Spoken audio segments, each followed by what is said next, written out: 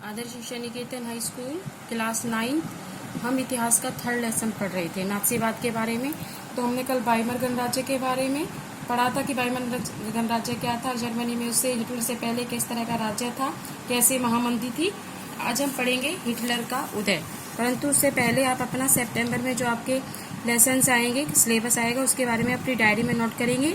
तो नोट कीजिए, लेसन इतिहास में आएंगे आपके 1 2 3, भूगोल में आएंगे आपके ज्योग्राफी में 1 2 3, राजनीतिक शास्त्र में आएंगे सिविक्स में 1 2 3 और अर्थशास्त्र में इकोनॉमिक्स में आएंगे आपके 1 और 2।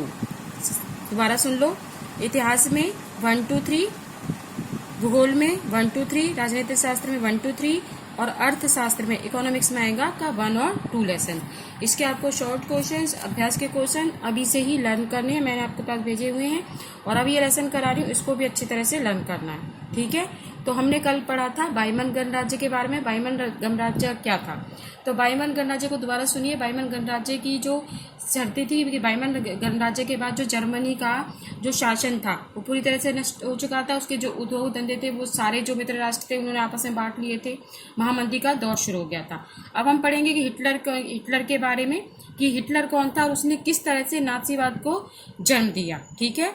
तो इसमें देखिए 1899 में ऑस्ट्रिया में कहाँ पर जन्म हुआ था हिटलर का, 1889 में ऑस्ट्रिया में इसका जन्म हुआ था। जो इसकी जो जीवन था वह तो गरीबी में गुजरा था, ठीक है, कोई जरिया नहीं था। तो पहले विश्व युद्ध की शुरुआत में उसने अपना नाम किस में लिखवाया था, फौज में भर्ती हो गया था, ठीक है। उसके बाद उसने जर्मन की सेना के पराजय ने तो इसको हिलासी की और उसके ब्रायसाई की संधि ने इसको क्या कर दिया था, आग बबूला कर दिया था, क्योंकि वायसाई की संधि के बाद जर्मन का बहुत सारा भाग जो था उनका मित्र राष्ट्र में बट गया था। 1919 में इसने क्या करा, जर्मन वर्कर्स की पार्टी का एक नियंत्रण एक छोटे से समूह की सदस्य ले ली जब ये फौज में था, और उसने नेशनल सोशल सोसाइटी पार्टी का इसने नाम दिया। इस पार्टी को बाद में क्या कहने लगे, नाथसी पार्टी, ठीक है। जो पहले इसकी पार्टी थी उसका नाम था नेशनल सोशलिस्ट पार्टी, परंतु बाद में इस पार्टी का नाम रख दिया गया नेशनल सोशल पार्टी का नाम रख दिया गया नाथसी पार्टी का नाम से को लगा। 1923 में क्या करा था, हिटलर ने बवेरिया पर कब्जा कर लिया और बर्लिन पर चढ़ाई कर दी थी, ठीक है। इसने क्या करा, वहां पर योजनाओं को इसके योजना पर रख दी है, परंतु इसको क्या कर लिया गया, गिरफ्तार कर लिया गया। और 1930 के दशक में शुरुआती सालों तो जनता को बड़े पैमाने पर इसने अपनी तो आकर्षित नहीं कर पाया, लेकिन महामंदी के दौरान, महामंदी पहले पढ़ाया था ना मैंने, महामंदी के दौरान नाथसीवाद के जन आंदोलन का रूप धारण कर लिया था।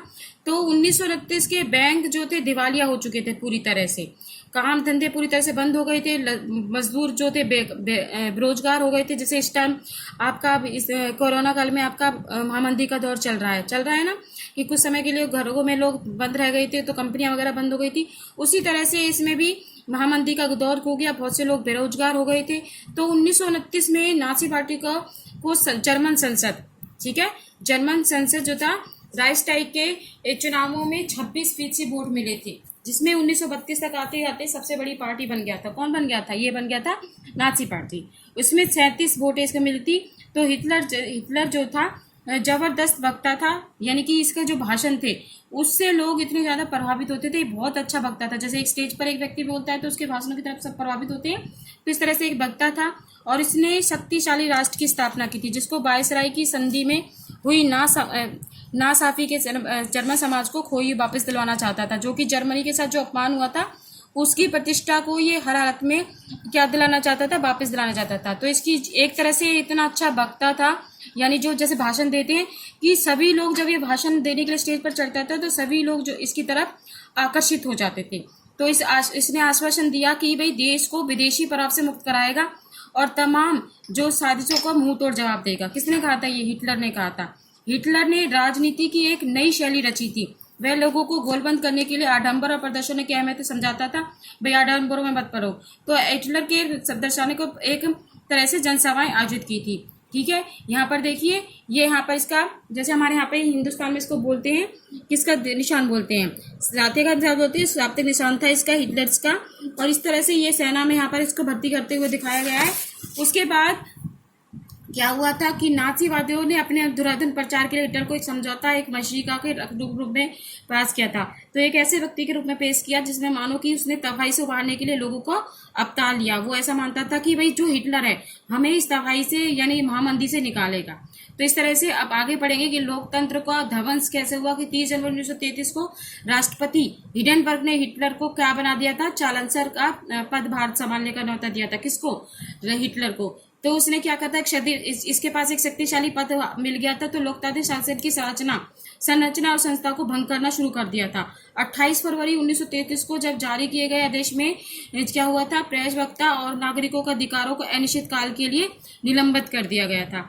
तो ज्यादातर जो कम्युनिस्ट पार्टी को रातों रात में कनेस्टर कैंपों को बंद कर दिया गया था। कम्युनिस्टों का बराबर जो दमन किया गया। लगभग 5 लाख की आबादी वाले जो ड्यूमसवार का जो शहर था उसमें कई लोगों को गिरफ्तार किया गया और फाइलों को कम्युनिस्ट पार्टी की नाम दी गई थी। इस तरह से जो हिटलर था उसने अपनी ही राजनीति चलानी शुरू कर दी थी। समझ में आया यहाँ पर, क्योंकि उसको एक चांसलर का एक मिल चुका था।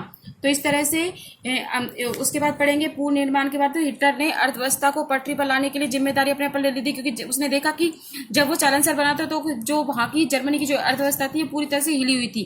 तो इसने अपने ऊपर ली थी कि वह किस तरह से अर्थव्यवस्था को संभालेगा। तो विदेशी नीति के मोर्चे पर हिटलर को फौरन कामयाबी मिलने लगी थी।